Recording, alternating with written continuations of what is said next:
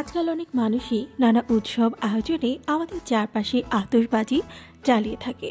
এটি পরিবেশের জন্য ক্ষতি করে, শব্দ দূষণ হয়। বিশেষ করে গর্ভবতী মহিলাদের এ বিষয়ে সতর্ক থাকা উচিত। স্বাস্থ্য বিশেষজ্ঞদের মতে আতশবাজি থেকে নির্গত ধোঁয়া মা এবং শিশু দুজনের জন্যই বিপজ্জনক হতে পারে। আতশবাজি থেকে নির্গত ধোঁয়ায় সালফার ডাইঅক্সাইড, নাইট্রোজেন ডাইঅক্সাইড এবং পার্টিকুলেট ম্যাটার সহ অনেক বিষাক্ত উপাদান থাকে।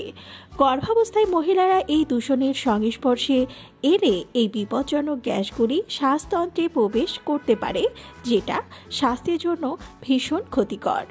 আতশবাজির সংস্পর্শে আসার কারণে ত্বকে অ্যালার্জি হওয়ার ঝুঁকি বাড়ে।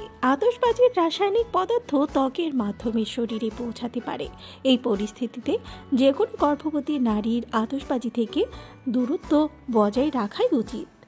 ভিডিওটি ভালো লাগলে চ্যানেলটিকে সাবস্ক্রাইব করুন আর পাশে থাকা বেল আইকনে ক্লিক করে দিন।